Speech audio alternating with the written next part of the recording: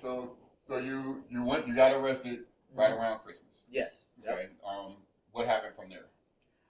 From there, everybody found out. All my family found out because I was missing, and so everybody was calling the jails, including my grandmother, both grandmothers, grandfathers.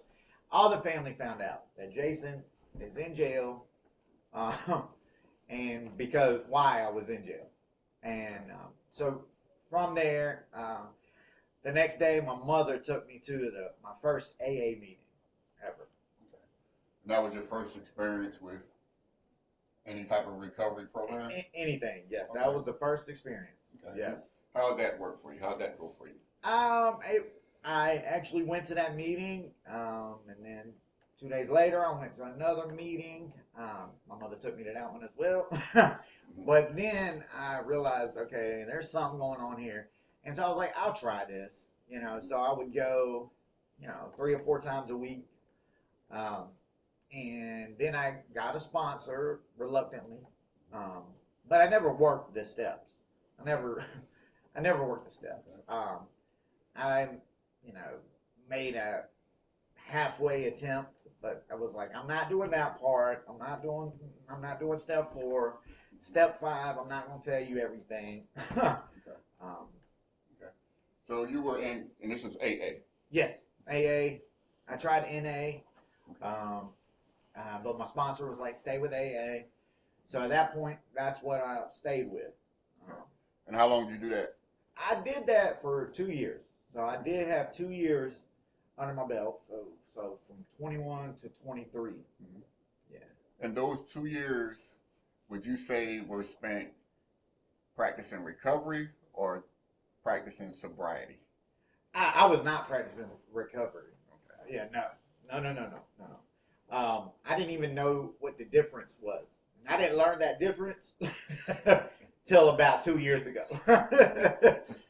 And in your words, what would be the difference between recovery and sobriety? Sobriety was just abstinence, like trying to stay away, but not experiencing any of the joy and living a life surrounded by working principles and steps. Okay.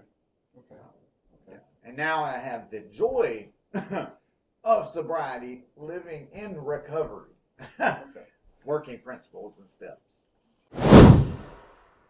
So for those 2 years you were in AA, Mm-hmm.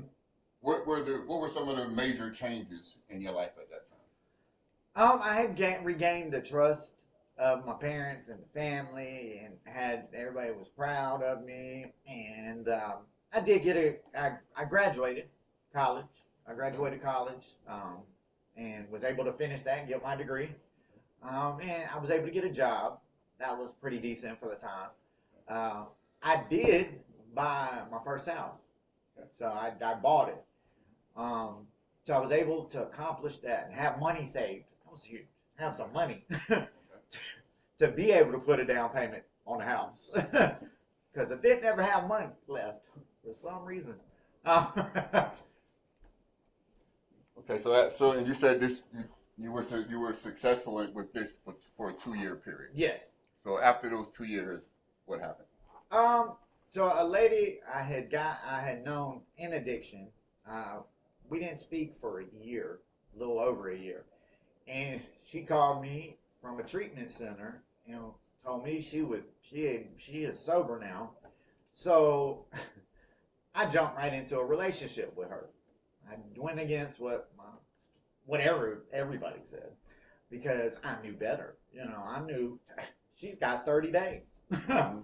It'll be successful. And wound up getting married to her. Well, first got her pregnant. So got her pregnant pretty quick. And then we had our son, Dylan. Then about 3 weeks after that, we got married. When we got married, at the wedding, prior to that, we decided, since we were good, we were fine, working on no principles, not doing anything except occasionally at this point going to meetings. We decided we were going to have the wedding, and on our honeymoon, we were going to get a bottle of champagne, which we did. and we were going to have one sip on the beach of this bottle of champagne, and then we're going to break the bottle. It's going to be all romantic. Well, what happened is we drank the whole bottle that night. We didn't make it to the beach. The next day, she got her own bottle, and I got my own bottle. And that started a 15-year relapse. Okay. You and your wife together. Mm-hmm. Yes. So how old were you when you got married? I was 24. I just turned 24. 24. Mm-hmm. Okay. And your marriage started with you and your wife relapsing. relapsing together. Together. Yes. Okay. So how'd the marriage go? The marriage was horrible. Okay. Prior to us getting married, we were actually really happy, and I would say in love. And then it not even slowly, it turned to a lot of resentment, anger with both of us, and just that separation from being a unity to me going this way, her going this way, and the anger and the resentment. And big thing was, as it progressed more into the addiction portion of it, neither one of us really wanted to do much at home. Mm-hmm. We wanted to enjoy our buzz respectively, Mm-hmm. And so that led to a lot of resentment of one of us had to do something for the kids, and we did dinner, and we did work, but we were not great at work. Both of us wound up getting fired. And then the misery set in, and it was we were both angry with one another. We were not happy together. We were not a unit anymore. I became a very angry human. She got depressed. And so you mix angry with depression and kids, it's a recipe for disaster. I remember the last year we were together, we were just completely miserable. Both of us. We didn't like each other. I was mean. She was mean. She was sad. I was angry. It just, yeah. And you guys had the kids in the household? Yes. Throughout all of that? Yes. Okay. And how long did the marriage last? Marriage itself lasted 3 years. Progressively getting worse. Okay. And what was it that made you guys decide to go your separate ways? Without delving too much into her story, Mm-hmm. Things happened that was very personal towards her, and I felt as though, why didn't you confide in me before this happened? And then at that point, there was no unit. There was no communication.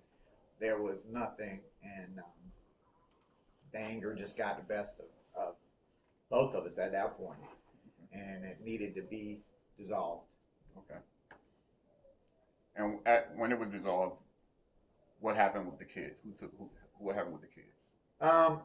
For the first 4 months, we split custody of Dylan, our son, and then I'll never forget the date. January 5th, 2012. She dropped Dylan off and said, "Can you watch him while she gets her stuff together?" And she didn't come pick him back up, so I became a single parent. Okay. Okay.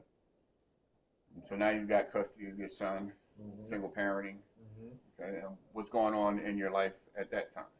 Ooh, I was so overwhelmed. So overwhelmed. The addiction had gotten full blown at this point with the pills and doing cocaine and doing crack and trying to work.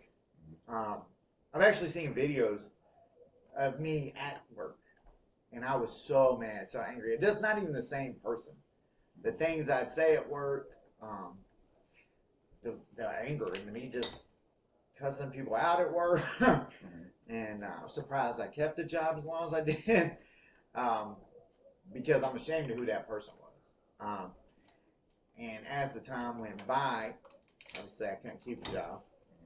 They didn't let me go, but I got another job, and they let me go. They call it a layoff, but it was pretty a quick layoff. So from there, that's when I really,